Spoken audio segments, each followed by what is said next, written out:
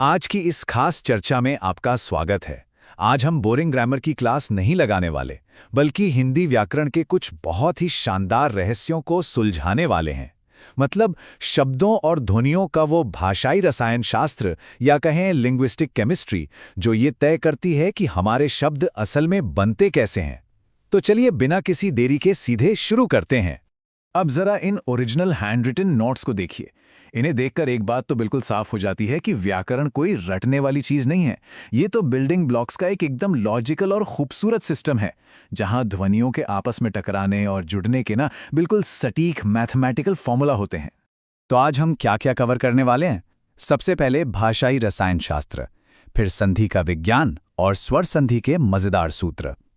इसके बाद हम मैक्रो लेवल पर समास को देखेंगे और अंत में समास के 6 प्रकारों को डिकोड करेंगे। ठीक है, तो चलिए सबसे पहले बात करते हैं हमारे पहले पॉइंट की, भाषाई रसायन शास्त्र, यानी परमाणुओं से अणुओं तक का सफर। अब देखिए, संधि और समास के बीच का ये जो बेसिक डिफरेंस है ना, इसे समझना बहुत जरूरी है। एक तरफ हमारे पास संधि है, जिसका सीधा सा मतलब है दो आसपास के अक्षरों या ध्वनियों का मिलना, मतलब ये एकदम माइक्रो लेवल का काम है। वहीं दूसरी तरफ है समास। यहां दो पूरे पूरे शब्द आपस में जुड़कर एक नया छोटा और मीनिंगफुल शब्द बना देते हैं। तो ये थोड़ा मैक्रो लेवल की चीज हो गई, है ना इंटरेस्टिंग।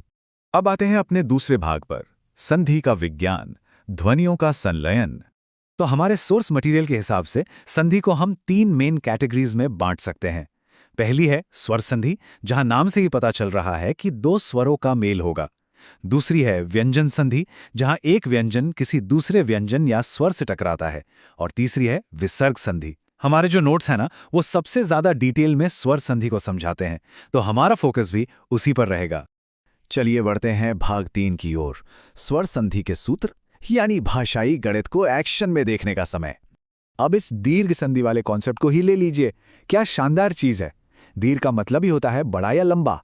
तो जब एक जैसे 2 स्वर आपस में मिलते हैं ना, तो वो अपनी ही आवाज का एक बड़ा रूप ले लेते हैं। जैसे अ और आ मिलेंगे तो रिजल्ट आ ही होगा, एकदम सिंपल।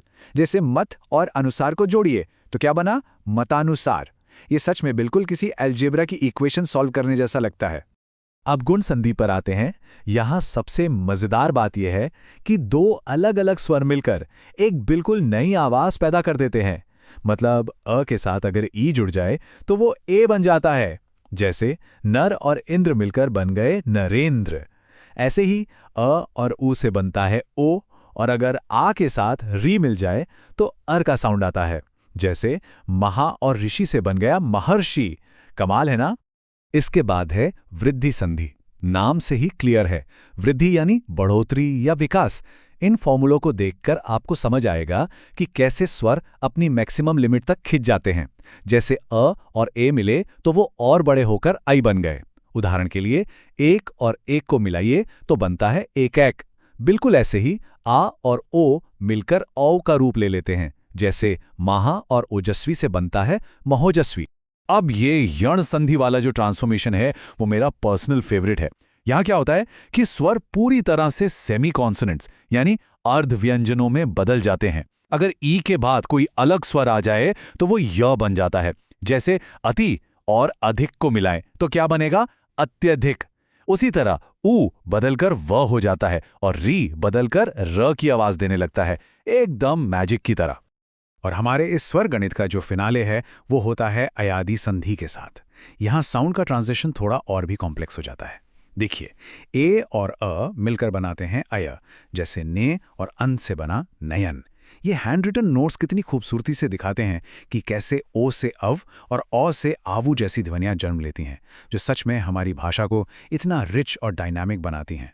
चलिए अब अक्षरों से थोड़ा बाहर निकलते हैं और आते हैं भाग 4 पर, मैक्रो स्तर, यानी पूरे के पूरे शब्दों को शॉर्ट करना।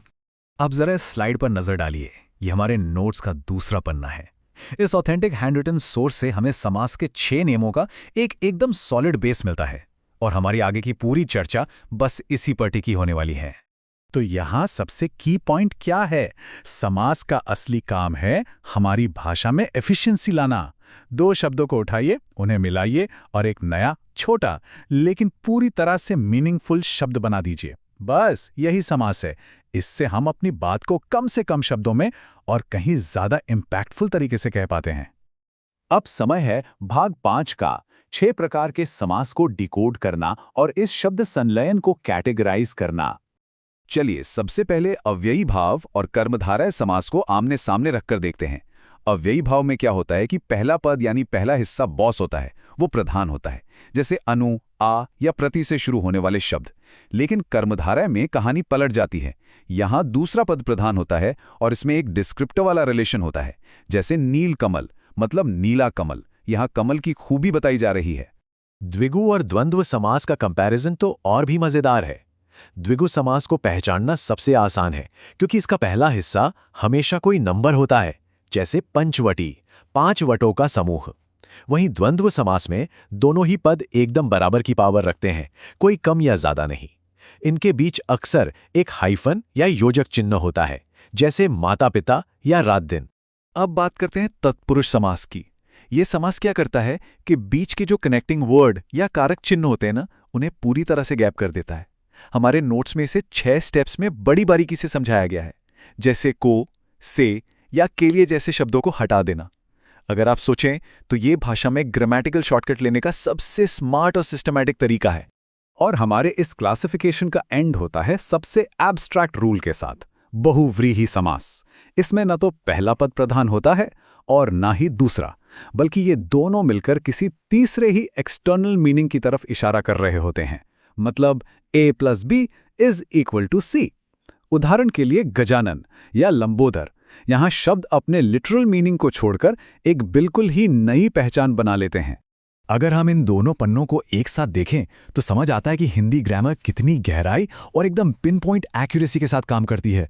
माइक्रो लेवल पर संधि के साउंड फ्यूजन से लेकर मैक्रो लेवल पर समास के वर्ड कंडेंसेशन तक, इन दोनों में मास्टरी करना ही हिंदी वोकैबुलरी के पूरे आर्किटेक्चर को समझने की असली चाबी है। तो जाते जाते आपके लिए सोचने को एक बहुत ही रिलेवेंट सवाल छोड़ रहा हूं। आज के इस तेज तर्रार जमाने में जहां हम टेक्स्ट मैसेजिंग में लगातार शब्दों को छोटा करते जा रहे हैं, तो क्या हम अनजाने में संधि या समास के कुछ बिल्कुल नए रूप नहीं गढ़ रहे हैं? जरा सोचिए, आने वाले कल के इस भाषाई रसायन शास्त्र में कौन से नए फॉर्मूले जन्म लेंगे? ये सच में आगे सोचने के लिए एक बहुत ही शानदार टॉपिक है। चलिए आज के लिए इतना ही।